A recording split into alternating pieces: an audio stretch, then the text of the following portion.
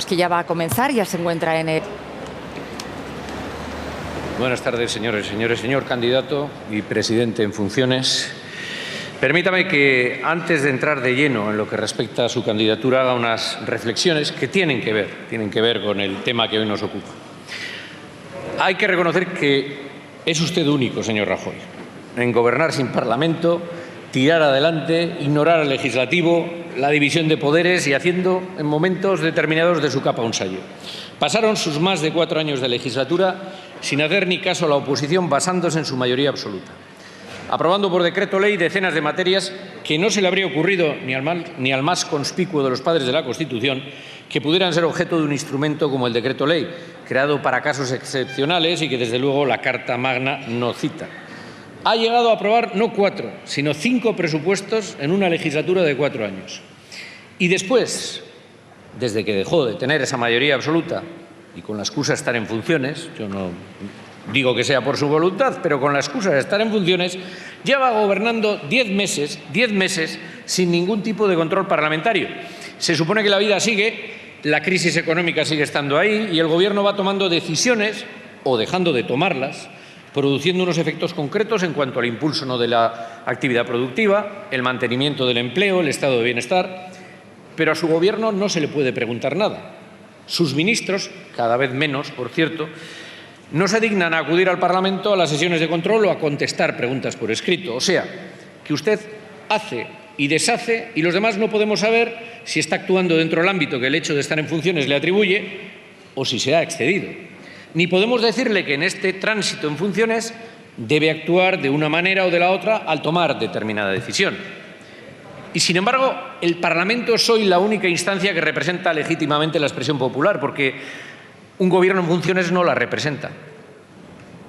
Y encima tiene los bemoles de decir que este Parlamento no puede controlarles porque pertenece a una legislatura distinta a la que les eligió. ¿A quién representa usted desde hace 10 meses para negarse al control parlamentario? Es increíble, 10 meses sin control parlamentario en un país europeo y no pasa nada.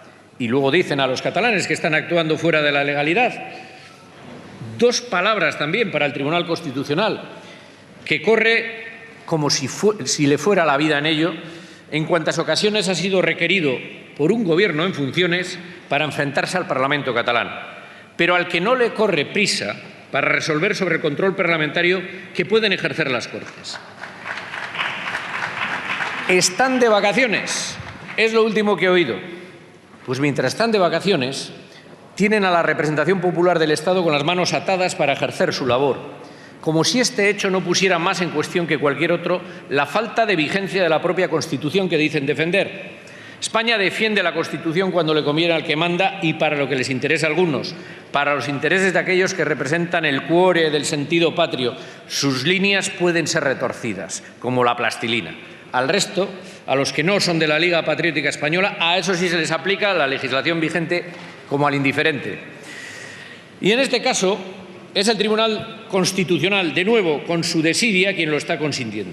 Y luego nos hablan de legitimidad, neutralidad y derecho. En Euskadi, Cataluña ha perdido cualquier pátina de neutralidad que hubiera podido tener. Señor candidato, ayer hizo un discurso que yo personalmente no esperaba.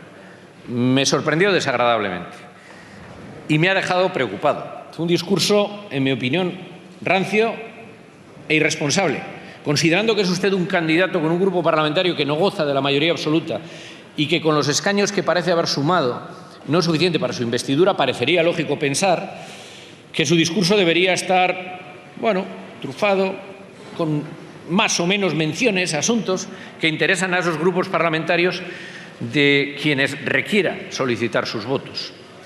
Desde luego es evidente que nuestro voto no lo buscó.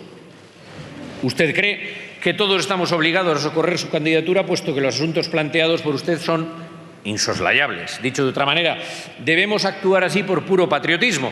Y es que, como usted mismo dice, España es un gran país y, consecuentemente, debe estar lleno de patriotas preocupados por la unidad territorial y un poco menos por la economía, las finanzas, el mantenimiento de los servicios sociales y el cumplimiento de las obligaciones internacionales y hasta por proteger el buen nombre del país de unas terceras elecciones que le convertirían en el hazmerreír del ámbito europeo. Este gran país con abundantes partidos patrióticamente constitucionalistas, ahora no ya 2, sino 4. Esos partidos que vertebran, que velan por el nombre y el progreso patrio, que son la garantía de la unidad constitucional y la buena marcha de España, no son capaces de ponerse de acuerdo en un mínimo, no ya para hacer un pacto de legislatura, sino tan siquiera para echar a rodar la legislatura, para poner en marcha un gobierno, por precario que éste sea. Y hete aquí que al menos hasta ayer, según numerosos agentes políticos y muchos más mediáticos, éramos los partidos nacionalistas, como el que represento, quienes debíamos soportar sobre nuestros hombros la responsabilidad de echar a andar la legislatura y mantener el gobierno, sea este el que sea. Pero no estamos hartos de oír que los nacionalistas vascos y catalanes son la expresión de una mentalidad pueblerina, egoísta, retrógrada y poco viajada, y como dijo usted ayer, poco democráticos. ¿Vamos a ser nosotros quienes salvemos el buen nombre de España en el contexto internacional? Aunque a fuer de sincero. Es verdad, a usted hay que reconocerle que personalmente no ha hecho el mínimo esfuerzo para intentar atraer nuestro voto. Es evidente que usted no quiere nuestro voto. Eso hay que decirlo claramente. Nosotros tampoco queremos votarle, también se lo quiero decir claramente, por las razones que expondré posteriormente. Pero sus correligionarios en Euskadi se han hartado las últimas semanas en reclamarlo, tanto Alfonso Alonso, Sanga de Frente del No, contribuyan a que no haya terceras elecciones, como Borja Semper, pacten con el PP. Lo han intentado. Lo que resulta más curioso es que el otro gran pilar de la estabilidad española, el Partido Socialista, se haya pasado los 2 últimos meses intentando empujar al voto nacionalista vasco y catalán hacia el PP, diciendo que PNV y Partido Democrático de Cataluña somos sus aliados ideológicos naturales. Hace falta tener cara cuando todos sabemos que Pedro Sánchez intentó llegar a la Moncloa la legislatura pasada negociando con nosotros. Tampoco se ha reprimido el señor Iglesias y su entorno, los más puros entre los puros, también patriotas españoles según se autodefinieron, en augurar sin duda, nuestro voto favorable a usted. Lo que nos vamos a reír todos si recibimos la llamada del líder socialista para conformar una mayoría alternativa, si como parece fracasa su candidatura, señor Rajoy. Habrá pasado el PNV en el particular daltonismo de las afinidades ideológicas del señor Sánchez y del señor Iglesias, de ser un verde azulón a ser un verde rojizo cada vez más colorado como los tonos del tomate maduro. Eso si se atreve a gobernar, claro, porque igual coger las riendas de semejante coyuntura socioeconómica no es apetecible. El tercer pilar de la unidad patria, adalid retórico de la igualdad de todos los españoles, Ciudadanos, ese partido capaz de cualquier contorsión con tal de estar en la pomada. Por si había alguna duda, ya les ha dejado claro que al PNV no le quieren ver en un acuerdo ni en pintura.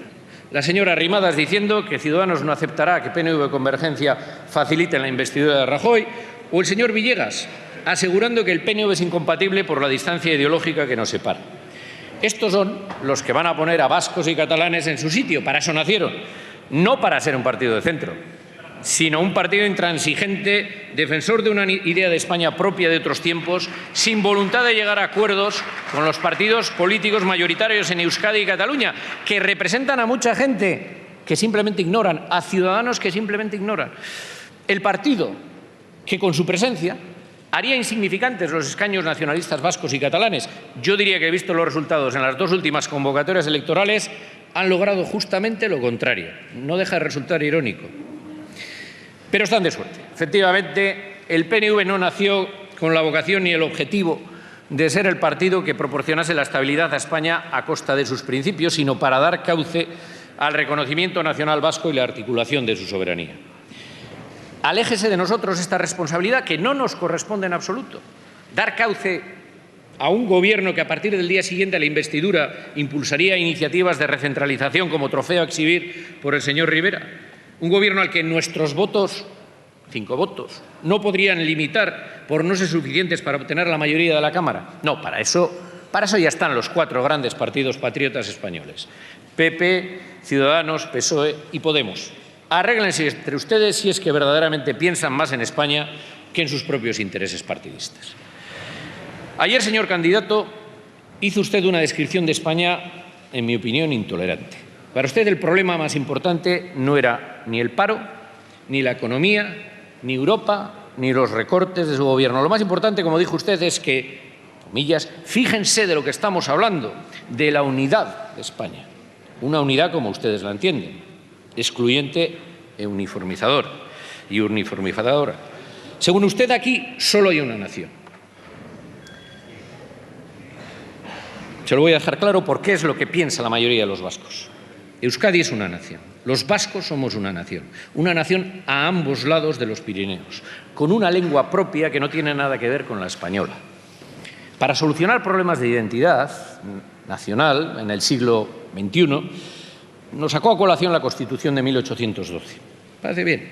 Pues mire, el sistema constitucional español tuvo que ser impuesto por la fuerza durante todo el siglo XIX ante las protestas constantes de diputaciones y juntas generales y culminando con un ejército de ocupación, el ejército de ocupación del norte. Nunca hemos dado el visto bueno a ninguna Constitución española, ni a la de 1978 tampoco, donde solo el 30% del censo vasco la validó. Quiero que le quede claro, no hemos dado el visto bueno a la Constitución española, aunque luego nos hemos ajustado a la legalidad, pero no hemos dado el visto bueno a la Constitución española y siempre nos vamos a rebelar ante una Constitución y un Estado que no nos reconozca como nación. Usted me habla de unidad y yo le hablo de libertad.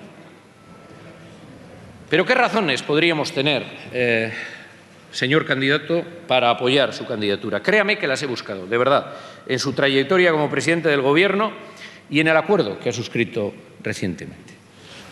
Porque, señor candidato, nosotros ya le conocemos como presidente de Gobierno. ¿Por qué deberíamos apoyarle cuando ha utilizado como excusa la crisis económica para recentralizar competencias? El señor Rodríguez Zapatero modificó con usted a la limón el artículo 135 de la Constitución, convirtiéndose el Estado en la niñera de las comunidades autónomas, que ven limitadas sus competencias económicas y financieras y, por lo tanto, su capacidad de ejercitar las políticas que les corresponden. El señor Montoro se ha convertido en una especie de superintendente que prohíbe, concede, castiga y premia a su antojo. ¿Por qué tenemos que apoyarle, señor candidato, cuando ha sido quien ha aprobado la Ley de Autoridad Fiscal Independiente, Ley de Unidad de Mercado, el Decreto Ómnibus 8/2014, que modifica más de 25 leyes de un plumazo, la Ley de Licencias Deportivas, todas ellas invasoras de competencias hasta entonces autonómicas? ¿Por qué hemos de apoyar su candidatura cuando se permite usted recurrir una y otra vez las convocatorias de la Ertzaintza destinadas a mantener sus efectivos? Simplemente porque les da la gana, a través de la Ley de Presupuestos, sin pasar por la Junta de Seguridad, que es donde debería dilucidarse cualquier problema que hubiera. Porque esto es todo un ataque a la disposición adicional primera de la Constitución. Porque la seguridad en el País Vasco entronca directamente con la disposición adicional primera. La relación foral se basa precisamente en que un gobierno, por muy español que sea, no puede, a través de una ley propia, saltarse lo que necesariamente ha de ser materia de acuerdo. Tienen usted y el señor Montoro hoy a muchas personas que no saben si podrán acceder a su empleo como ertzainas por culpa de sus maniobras. ¿Por qué habríamos de apoyarle si su gobierno maltrata a la Ertzaintza como si fuera una policía de segunda categoría, negando la información, usurpando su posición como policía judicial natural que le otorga el estatuto, impidiéndole acudir a los foros de seguridad europeos, negándole el carácter de policía Schengen? En definitiva, tratándola como una especie de policía municipal. ¿Por qué habríamos de apoyarle entonces? ¿Por qué habríamos de apoyar su candidatura cuando mantiene un delegado del Gobierno del País Vasco que está obsesionado con interponer un recurso tras otro contra las leyes del Parlamento y las normas forales de nuestras Juntas Generales? Un personaje que machaca a los ayuntamientos vascos con un ciego celo que le lleva a recurrir cualquier resolución que haya sido adoptada en euskera, pero nunca aquella que, habiendo sido adoptada en castellano, no es traducida al euskera. Señor Rajoy, ¿por qué deberíamos apoyar su candidatura cuando todavía estamos esperando a que su Gobierno haga algo en defensa de la siderurgia vasca? Cuando todavía estamos esperando que nos contesten si han tomado en cuenta la proposición no de ley aprobada por este Congreso a instancias de mi grupo la legislatura pasada. Todavía estamos esperando. ¿Por qué habríamos de apoyar su candidatura cuando a nuestro requerimiento de proceder al estudio del traspaso de las líneas de ferrocarril de cercanías a la Comunidad Autónoma del País Vasco, usted responde con la aprobación en la ley del sector ferroviario de un catálogo de líneas de interés general tan amplio que elimina toda posibilidad de transferencia futura?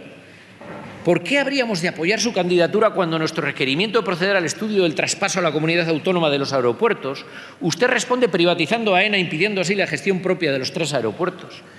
¿Por qué habríamos de apoyar su candidatura cuando ha tratado de imponer sus políticas en el ámbito sanitario, como por ejemplo el copago, políticas con las que estamos en completo desacuerdo, cuando la Comunidad Autónoma Vasca tiene competencia exclusiva sobre la materia? ¿Por qué habríamos de apoyarle cuando aprueba una ley como la LOMCE? ¿Por qué apoyarle cuando se saltan a la torera la competencia exclusiva de Euskadi en materia educativa, basada de manera específica en la disposición adicional primera de la Constitución, y pretenden limitar nuestro sistema de enseñanza como el de otra comunidad autónoma no foral, recurriendo a nuestro currículum educativo propio? ¿Por qué apoyar su candidatura si quiere imponernos un modelo educativo centralista cuando las estadísticas del nuestro en cuanto a resultados educativos y fracaso escolar son mucho mejores que la media en el Estado? ¿Por qué habríamos de apoyar su candidatura, señor Rajoy, cuando su Gobierno ha estado una y otra vez apostando por la reapertura de Garoña, una central nuclear obsoleta y vieja, que produciría una cantidad desdeñable de energía eléctrica y que, por los riesgos que conlleva, nadie quiere, ni siquiera su propio partido en el País Vasco, ni siquiera su propio partido? ¿Por qué habríamos de apoyar su candidatura cuando hace usted de su capa un sayo con la Ley de Memoria Histórica, eliminando las partidas presupuestarias asignadas, manteniendo los nombres de golpistas y asesinos en calles de muchos pueblos en los que gobierna, reteniendo la documentación del Gobierno vasco de 1936 en Salamanca y negándose a devolver las ikurriñas de nuestras sedes sociales y batallones que se encuentran en diversos archivos y museos del Estado? ¿Por qué íbamos a apoyar su candidatura, señor presidente, cuando en unos tiempos en que cualquier ciudadano europeo puede ver desde Al Jazeera a cualquier cadena del Extremo Oriente, pasando por las europeas y americanas, ha impedido con celo que la retransmisión de ITV llegara a Navarra? ¿Por qué íbamos a apoyar ese gesto, permítamelo, cateto y retrógrado?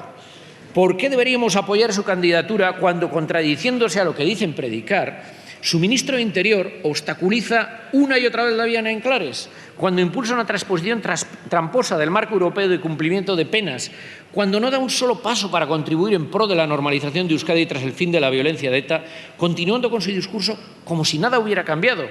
¿Cómo le vamos a apoyar, señor Rajoy, cuando se ha negado no ya a un acuerdo, sino al diálogo con el Gobierno vasco en este asunto de la pacificación? ¿Cómo vamos a apoyarle cuando ha impulsado una reforma del Código Penal que contiene una cadena perpetua encubierta, bajo el eufemismo de prisión permanente revisable? Una reforma penal que ha tenido como objetivo principal incrementar las penas como si este fuera el bálsamo de Fierabrás, yo también lo puedo usar, para solucionar el problema de la delincuencia. Un autoritarismo, señor Rajoy, que se revela también en la eliminación de las faltas del Código Penal, reconvirtiendo algunas en delitos y dejando al resto en manos de la Administración, con la consecuente disminución de garantías, así como endureciendo las sanciones en la nueva Ley de Protección de Seguridad Ciudadana, la Ley Mordaza. Un giro autoritario que se revela también en la voluntad de ignorar las denuncias de tortura, que podrán ser ciertas o falsas, pero deben ser investigadas. El Tribunal Europeo de Derechos Humanos ha condenado varias veces a España por no investigar supuestas torturas, así como al pago de daños morales. El Gobierno no ha ordenado nunca ninguna investigación para esclarecer el asunto. La Unión Europea les ha instado a adoptar medidas recomendadas por el Comité para la Prevención de la Tortura del Consejo de Europa y ustedes ni caso. Señor Rajoy, ¿cómo puede pretender que apoyemos su candidatura cuando la gestión que ha hecho de uno de los ejes principales de conexión europeos, el eje ferroviario atlántico de alta velocidad, ha sido de abandono y desidia? Se ha negado a darnos datos ciertos de la evolución de los trabajos y compromisos que ustedes mismos habían fijado. Nos han llegado a ningunear enviándonos nuestras propias intervenciones en los diarios de sesiones como contestación a datos concretos que les solicitábamos. ¿Qué hemos conocido por fin a través del Boletín Parlamentario de Economía y Presupuestos? Que, como sospechábamos, su apuesta por las inversiones del Estado en Euskadi era mucha palabra y pocos hechos. La única partida reseñable en el presupuesto 2015 en cuanto a inversiones estatales en Euskadi era la de Adif. Pues bien, de los 221 millones que se tenía previsto gastar, solo se han gastado 57, es decir, el 27,1% de lo previsto. O sea que de cada 4 euros que el PP del País Vasco iba anunciando bombo y platillo que se iban a gastar, solo gastaban 1, el resto a la buchaca del Estado. ¿Cuál es la situación del proyecto? ¿Qué plazos tenemos para finalizar la Y vasca? El 2019, que machaconamente repetía la exministra Pastor, ya no se lo cree ni ella. ¿Y qué decir de la ley de cupo? Va a acabar el periodo de lo que tendría que haber sido la ley quinquenal 2012-2016 y aún no se ha aprobado, sin que se haya liquidado tampoco el periodo de la ley anterior. Y no será porque no se les haya pedido. De las negociaciones para la ley quinquenal 2007-2021 no hay ni rastro ni se las espera. Esto no es serio. ¿Por qué deberíamos apoyarlo si sigue vaciando la hucha de la seguridad social sin buscar ningún consenso parlamentario para asegurar la viabilidad de las mismas? Ahora, por fin, el otro día lo oímos que iba a convocar el Pacto de Toledo. ¿Por qué deberíamos apoyarle cuando se niega el traspaso de las pensiones vascas a Euskadi, a pesar de la competencia en cuanto a la gestión del régimen económico de la seguridad social que corresponde a la comunidad autónoma según el Estatuto? Y no diga que son deficitarias, también lo son a nivel del Estado, mucho más. Traspáselas y ya asumiremos nosotros el riesgo. Seguro que estarán mejor gestionadas y aseguradas. ¿Por qué vamos a apoyarle, señor candidato, si su política económica no ha sido la más adecuada ni en términos sociales, ni en términos de reforma de las bases económicas del Estado? No apoyamos un modelo basado en la deflación salarial y la precariedad laboral, bajos salarios, despido barato, sino que debemos encaminarnos a un modelo de mayor valor añadido, un modelo que se sustente sobre la innovación, la formación, la inversión pública. Es necesario un aumento de la productividad y para ello es fundamental un nuevo modelo de crecimiento. Para que esto sea así, nada o muy poco se ha hecho en 5 años. En efecto, el problema de fondo de la economía española es la baja productividad. El empleo crece al ritmo del PIB. Luego, el aumento de la productividad es nulo. Para 2017, son sus datos, se proyecta, y también del FMI, se proyecta un aumento del PIB del 2,3% y seguro un aumento del empleo del 2,36%. Lo mismo, sin productividad es imposible mejorar los salarios y crear empleos cualificados. El contexto económico internacional hace que todos los indicios proyecten una ralentización de la economía española para el año 2017. No puede fiarse todo a la inversión privada. Es necesario un aumento de la inversión tanto en obra pública como en I+D+I. Y Europa sigue en sus 13. Las únicas recetas que llegan siguen siendo las del recorte. No contempla la incentivación económica.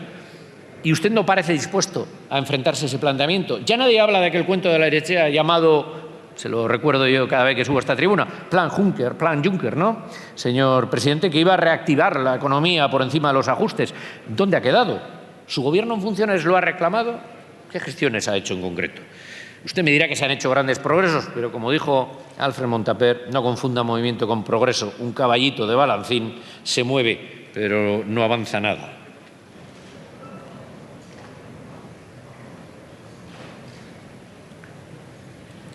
Su acuerdo con Ciudadanos. Lejos de modificar nuestra visión, nos ha reafirmado y dejado meridianamente claro que es imposible un acuerdo. Ciudadanos ha hecho con ustedes exactamente lo mismo que con el PSOE, solo que en esta ocasión no solo se recentraliza el ámbito social, sino también el económico. Del texto que han firmado no se desprende el contexto político institucional que teóricamente hay en España. Parece como si no existieran las competencias de comunidades autónomas o ayuntamientos. Todo puede hacerse desde la voluntad del Estado omnipotente que no conoce barreras a su intervención.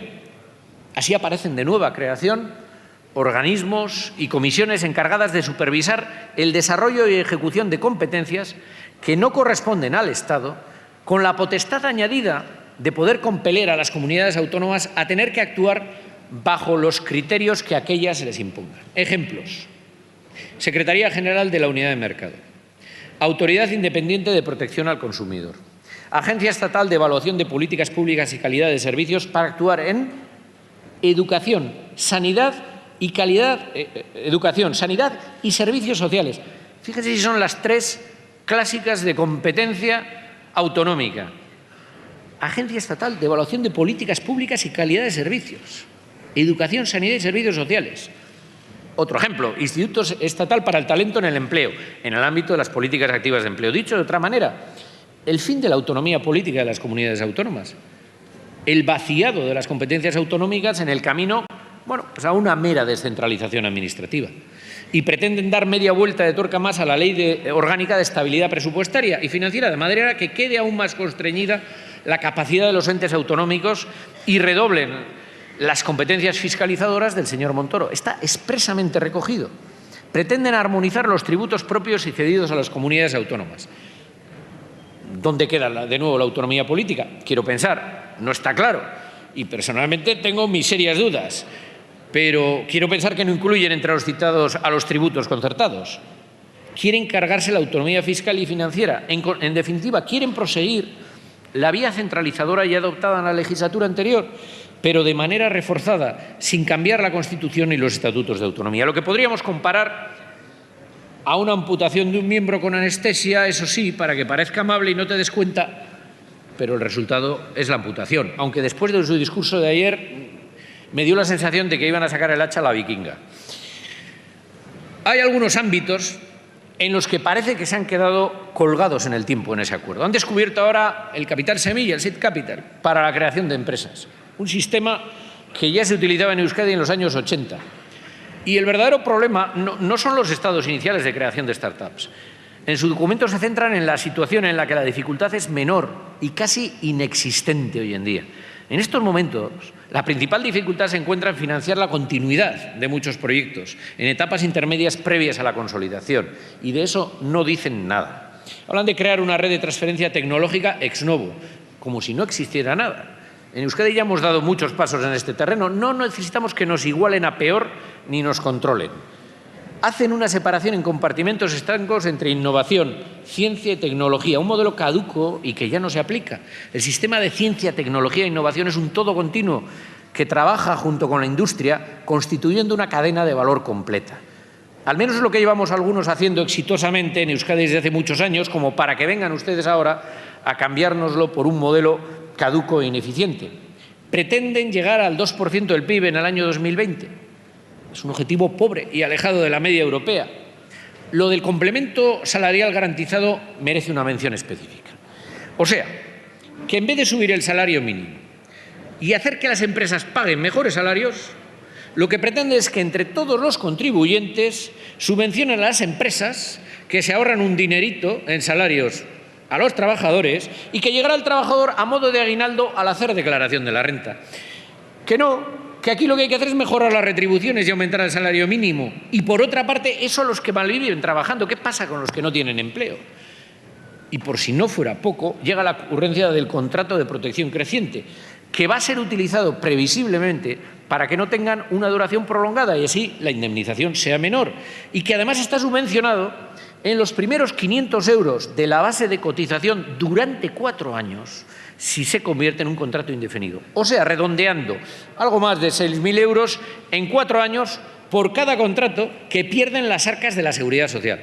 Pues nada, sigan dando exenciones empresariales en las cotizaciones a diestro y siniestro y vaciando la hucha.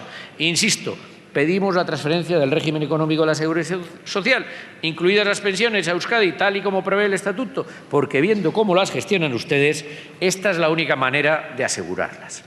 En el apartado en que hablan de la ley de dependencia, uno no sabe si dudar, reír o llorar. Van a llevar a cabo, dicen, un proceso de evaluación y coordinación para garantizar unos estándares comunes de calidad. Será broma, ¿no?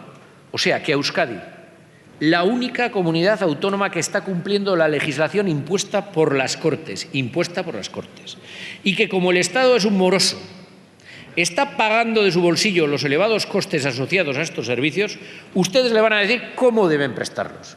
El Estado no tiene competencia, no paga y encima nos va a supervisar y decir lo que debemos hacer. Por cierto, es curioso, cuando hablan de infraestructuras, dicen que deben priorizarse en función de su rentabilidad social, económica y financiera. Pero a continuación, por si acaso, no entran en esos criterios objetivos, señalan que deben agilizarse los trabajos del AVE en Galicia, creo que hay algo por ahí dentro poco, y la variante de Pajares-León. Se les ve el plumero. Oiga, si es por rentabilidad y uso potencial, ¿qué hay de la Y vasca? Que además es el tronco del eje atlántico. Pero, por supuesto, no puedo dejar de mencionar la traca final del documento, aquella que dice hablar, y a la que usted dedicó mucho tiempo ayer, aquella que dice hablar del fortalecimiento de las instituciones y el modelo territorial, pero cuyo objeto es un pacto por la unidad de España, literalmente, y la defensa de la Constitución, con un compromiso firme de oponerse a todo intento de convocar un referéndum. Si estábamos poco animados, y tal y como lo expuso usted ayer, ya nos dirá, nada de reconocimientos nacionales a vascos y catalanes. Única nación, grande y libre, traidor el que se atreva a hablar con ellos sobre estos temas. Pues ala, sigan así, con su desestructurado país en el que no se ponen de acuerdo ni para tener un gobierno hasta el triunfo final. Y voy concluyendo, señora presidenta, ya ve que me ajusto bastante al tiempo. El Partido Nacionalista Vasco está abierto al diálogo siempre, pero no nació para solucionar los problemas del Gobierno de España. El Partido Popular no ha hecho nada para intentar acercar nuestro voto. Ni un gesto, ni una señal, ni un anuncio de nada que pudiera estar entre nuestras prioridades. Al contrario, por si su actuación durante los últimos 5 años no nos lo hubiera dejado claro, El acuerdo suscrito con Ciudadanos y su discurso de ayer evidencian que ni les interesa nuestro voto, ni tienen intención de redirigir su estrategia a una política en la que impere el diálogo institucional por encima de la imposición a través de recursos judiciales, ni piensan tratar a Euskadi en una relación bilateral, sino que piensan seguir considerándolo una comunidad autónoma más, sujeta en cualquier caso a las decisiones del Poder Central por encima del marco competencial pactado. No sé si algún día caerán en la cuenta de que enfrentarse a las realidades sociales y políticas, tal y como son, y tratar de buscar soluciones mediante el diálogo en vez de la imposición es la única manera de arreglar las cosas, iría en beneficio de España y también de las naciones vasca y catalana, cuando estén dispuestos al acuerdo, a no recurrir continuamente a los tribunales, a no diluir las competencias autonómicas y cumplir el Estatuto cabalmente, a llegar a un nuevo acuerdo bilateral en las relaciones Euskadi-Estado, reconociendo que los vascos somos una nación con voluntad mayoritaria de ser así considerados, entonces llámennos. Mientras tanto, agur. Eskerrik asko, señora presidenta.